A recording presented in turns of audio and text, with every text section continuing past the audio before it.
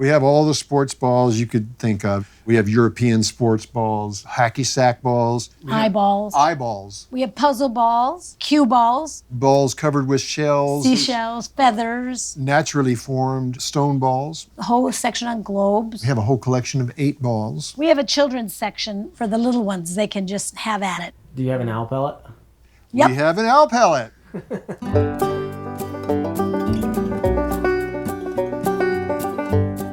I love going for walks in my neighborhood. And one day, I came across this house that had a bunch of spherical objects in the front yard. The sign said Ozark Ball Museum, and there was a little kiosk where you could write down a wish and put it inside a big metal globe. I thought this was really cool. It wasn't until sometime later that I discovered the actual ball museum was not in the front yard. It's just perfect the way you came into our life. I looked out the door and there was a gentleman taking a picture of the kiosk in the front yard. And so I went out there and said, hello, and here we are. The Ozark Ball Museum, it's been a work in progress, for a long time. When we first met, almost 30 years ago, I was kind of dabbling in it.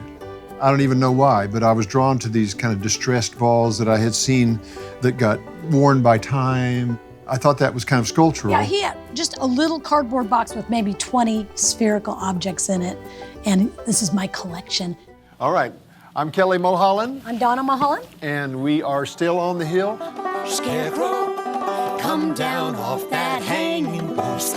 Cried the big old black-eyed crow.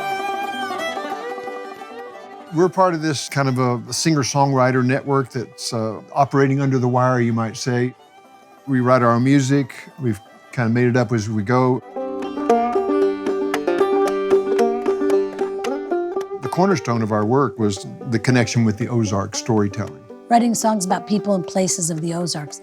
We do lots of other things, but that's kind of the crux. Way back when lawlessness swept across the... For years, we've been traveling the country, playing music, and the reality of that is you have lots of downtime in small towns with nothing to do, and so we would go to every thrift store in the little towns and scour them for balls, and we just bought anything in sight for a long time. We made a game of it where we're not allowed to spend more than $5.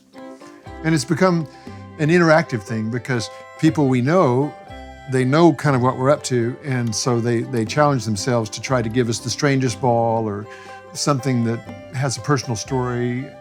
A friend of ours, she has 2 cats at home, and she combs her cats every day. Year after year, she saved the fur and the hair and kept patting it together into this very solid cat hair ball. Yeah, if you're allergic to cats, don't We have to touch. warn people. Yeah. That's solid cat hair right Yep, there? Solid cat hair. Solid. It's not just around something, it's solid cat hair. This is a vintage cigarette dispenser, and it's really cool the way it opens up. We put candy cigarettes in it. These are all tooth prints from a tiger. And this is the tiger. His name is Chuff. Here's one use of CDs that at least is viable. This gentleman took a blowtorch and melted all these CDs into a ball. This is a ball and chain from Alcatraz prison. We got it for our 1-year anniversary. That's become actually our favorite part of the ball museum is the balls that are attached to a person that we know. This collection over here is very special. These are called tamari balls, and all of these except for 2 or 3 came from one person in Japan, the Sakaguchi family from Fayetteville. Their grandmother in Japan made these from worn-out kimonos, and this grandmother was becoming blind in her old age, and so all the squares are out of kilter here. To me, that just makes it the most precious of all of them. Mm-hmm. There are certain things we've not opened the door on, like Christmas ornaments. Inflatables. Not so good. Marbles, that's a collecting thing in itself, and they get quite expensive. But one festival we play in Kansas, a gentleman mysteriously shows up every year and hands us a handmade marble. This was Vincent van Gogh, and it has several of his most familiar. There's a self-portrait. Oh, wow.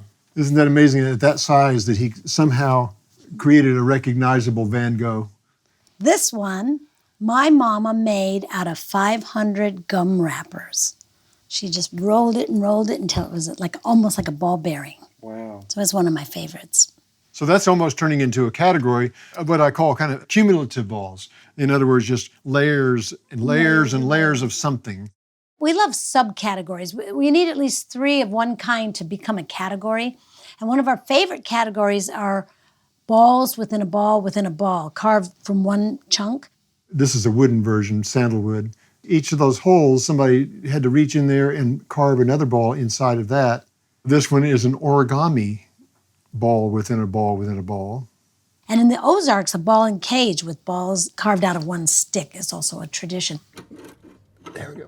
One of our most valuable balls is a ball signed by Babe Ruth, which is lovely. And it was a gift, and we were very thrilled to have it. But my favorite ball is another baseball that probably has no value particularly to anybody except me. It has written on it the 1964 World Series, the St. Louis Cardinals. And it was a foul ball that went out into the stands, and it broke my Aunt Rama's wrists. These are all the ones that have really cool stories. We've always given tours of the Ball Museum, but gradually we keep expanding this operation of sorts. So one of our bedrooms is now the Ozark Musical Instrument Museum, and one of our bedrooms is the Exotic Musical Instrument Museum. And then our living room is the Ball Museum. So it's kind of a 3-ring circus. So we joke that it's a night at the museum. Sing them some songs, give them the tour of all the rooms, have some refreshments.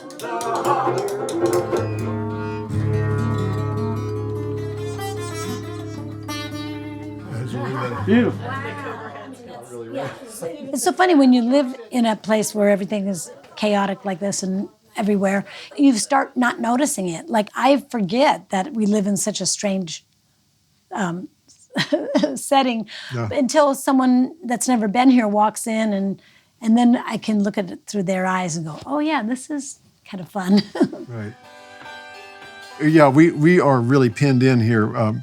This place is just an obstacle course. I tend to want to let go of things, being that I've traveled my whole life. I tend to kind of start letting go of miscellaneous things, but I'm afraid we're borderline. He's kind of a hoarder.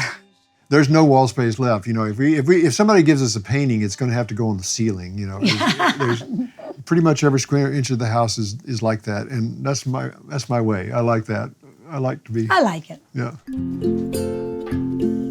One of the reasons we're excited about the Ball Museum, the Instrument Tour Museum, is it's one of the things that's going to allow us to stay home more. We're kind of slowly phasing into a different part of our career. Yeah. Where we're slowing down a little bit, doing a lot less traveling.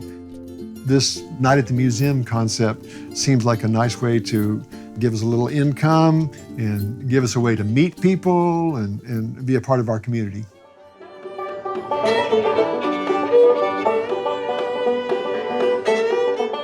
Someone told us once that being a folk musician traditionally is being important to the community.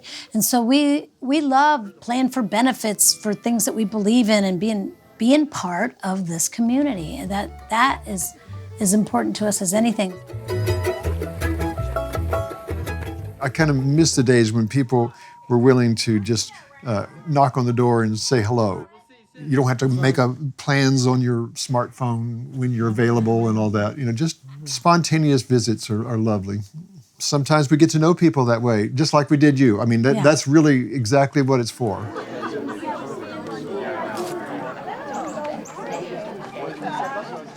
Yeah, we think that community, especially at this phase in our life and with all the way the world is and everything, bringing community together is our goal in life right now. Finding ways to connect with people. Right. That's real important. I agree. I couldn't agree more. And it seems to be happening.